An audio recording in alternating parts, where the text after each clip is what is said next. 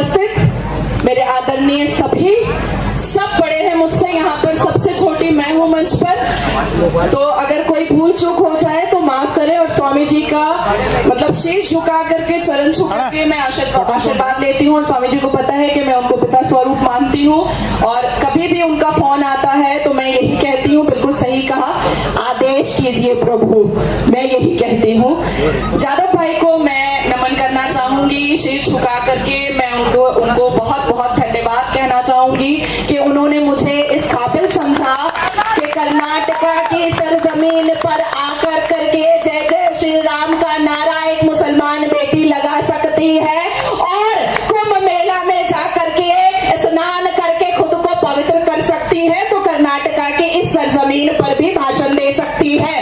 रास्ते से आ रही थी तो थप्पड़ वाला झंडा बहुत देखा थप्पड़ वाला झंडा। 53-54 साल जनता को थप्पड़ वाला झंडा बहुत दिखा था। यहाँ के मुख्यमंत्री को भी अक्सर मैं टीवी चैनलों पर उनकी चुम्मा चाटी वाली हरकतों पर टारगेट में लेती हूँ। आपने देखा होगा, कभी महिला कार्यकर्ता को चुम्मा चाटी करते हैं, कभी प्रवक्ता को कर देते हैं, और कभी कभी तो कोई अभिनेत्री आती है तो उसको भी उसमें भी चिपक लेते हैं, और कभी कभी तो पत्रकार यहाँ पर बैठे हैं और मेरे पास पूरी लिस्ट है कि किस किस महिला पत्रकारों से उन्होंने चिपका चिपकी चुट्टा चुट्टी करने का कोशिश किया रखा है, तो वो मुझे पता है।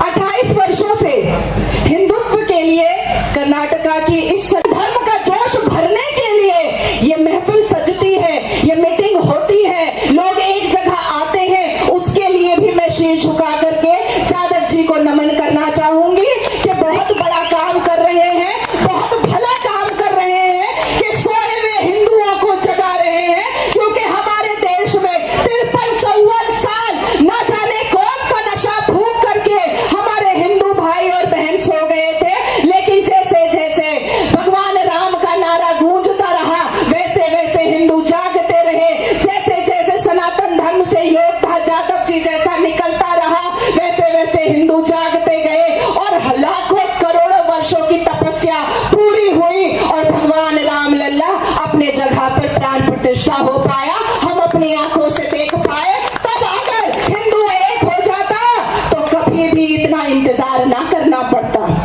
अभी भाई साहब कह रहे थे कि जो होता है अल्लाह की मर्जी से होता है। अब इसको मैं विस्तार में बताऊंगी, अरबी भाषा के साथ बताऊंगी, अल कुरान के साथ बताऊंगी, लेकर आई हूं आपके लिए। आज टटोलूंगी भी, तोलूंगी भी, मोलूंगी भी और बोलूंगी भी। मुसलमान हिंदुओं को काफिर बोलता है अल्लाह की मर्जी से। मुसलमान 6 साल की बच्ची में औरत ढूंढता है अल्लाह की मर्जी से। मुसलमान चार शादी करता है अल्लाह की मर्जी, अपनी अम्मा को भी गालियां परोसता है अल्लाह की मर्जी से। मुसलमान जंगे बदर और जंगे करबला करता है अल्लाह की मर्जी से। तो फिर मुसलमान मस्जिद में जो बलात्कार करता है वो भी तो अल्लाह की मर्जी से ही करता है ना। तो फिर मुसलमान मजार के अंदर जो बलात्कार करता है वो भी तो अल्लाह की मर्जी से ही करता है ना। तो फिर मुसलमान क्रिश्चियन और हिंदू लड़कियों को नोच नोच करके गाड़ी में भर कर करके जो बलात्कार करता है वो भी अल्लाह की मर्जी से ही करता है ना। उत्तर प्रदेश के इमाम रिजवान ने 9 साल की मुसलमान बच्ची का बलात्कार किया, मस्जिद में इमाम होकर के। वाह रे अल्लाह और वाह रे तेरा करिश्मा, क्या मस्जिद अल्लाह के घर में अल्लाह की मर्जी से बेटी की आबरू जो है वो तार तार हो रही है। अल्लाह की मर्जी से उठाओ तलवार और पहनाओ सलवार, अल्लाह की मर्जी से उठाओ तलवार और उतारो सलवार। वाह रे अल्लाह तेरी कुदरत, वाह रे अल्लाह। अल्लाह की मर्जी का ये था डेफिनेशन। अब आते हैं,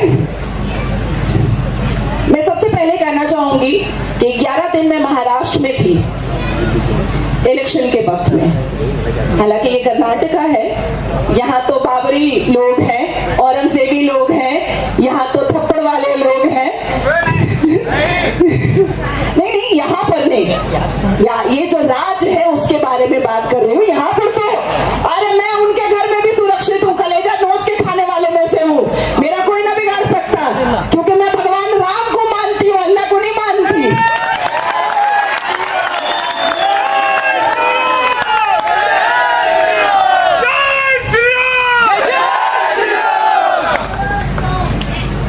महाराष्ट्र में 11 दिन इलेक्शन के दौरान मैंने देखा सज्जाद नुमानी साहब, स्वामी जी को याद होगा, सज्जाद नुमानी साहब ने फतवा जारी किया। इसमें भी देखिए अल्लाह की मर्जी, भैया मैं आपको बताऊंगी, आज पूरा डिटेल बताऊंगी। सज्जाद नुमानी साहब ने फतवा जारी किया। फतवा कहाँ आता है, कौन सी आयत में आता है, किस रुकू में आता है, वो भी मैं आपको बताना चाहूंगी। सूरह निसा वर्सेस 127 में फतवा आता है, ठीक है। सज्जाद नुमानी साहब किस लिए फतवा जारी कर रहे थे? माशाल्लाह माशाल्लाह कांग्रेस को वोट कर दीजिए, माशाल्लाह माशाल्लाह उद्धव ठाकरे को वोट कर दीजिए, माशाल्लाह माशाल्लाह असदुद्दीन अवैसी रज़ाकार के फौज के दलाल को वोट कर दीजिए। अब जानना ये है कि 1936 में पहली बार कुरान प्रिंट हुआ।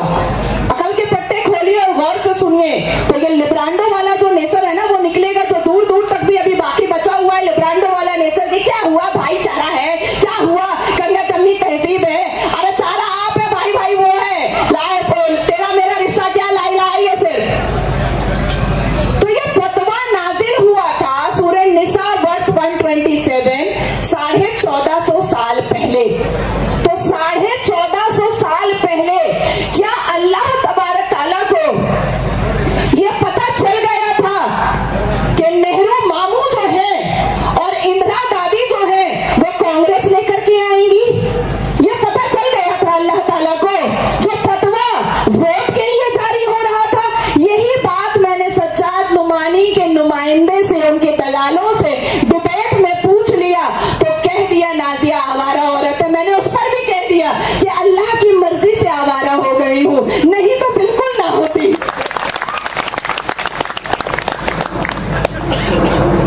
हमने इस्लाम में बहुत कुछ देखा है, समझा है। सवैयों के बारे में आप लोगों को तो हिंदुओं को सबसे ज्यादा पता होता है। शीर खोरमा ईद आ गया है, अरे चलो चलो उसके यहाँ जाते हैं, आज ईद है, सवैयां खाते हैं। उसके 1.5 महीने के बाद बकरीद भी आता है, और जिस गाय को आप पूजते हैं उसको वो काटते भी हैं। तो 1.5 महीने पहले सवैयां खाने से पहले ये सोच लीजिएगा कि जिसके प्याले में जाकर के सवैयां खाने वाले हैं, 1.5 महीने के बाद वो गोरू भी काटेगा, गाय भी काटेगा, और आप जिसको पूजते हैं उसको तो काटेगा। आप गाय को पूजेंगे वो काटेगा, आप बेटी पूजेंगे वो काटेगा, आप काले हिरण को पूजेंगे वो काटेगा, आप धरती माँ को पूजेंगे वो लूटेगा, आप अपने घर को मंदिर बनाएंगे वो तोड़ेगा, आप मंदिर में जाकर के पूजा करेंगे वो उसको भी तोड़ेगा। जय श्री राम, जय श्री राम। अब समझ आया, अब समझ आया कि सवैया नहीं खाना है, खाना है सवैया, खाना है सवैया। और अगर खाना तो माँ काली के चरणों का उठा हुआ प्रसाद खिला कर दिखा दो, खिला कर दिखा दो। इस्लाम के मानने वालों को अगर खा लिया तो मेरे नाम का कुत्ता पाल लेना। आप हल्दीराम से भेजते हो, पैक पुक कर करके ठूस लेता है। मांगने की जो आदत है, फितरा दे दो, ज़कात दे दो, डोनेशन दे दो, कोटा दे दो, अरे मेरा हक है, हमको देना होगा, हम मुसलमान हैं। अरे भैया मुसलमान हो तो चैन से रहो ना, काहे को बौखला रहे हो?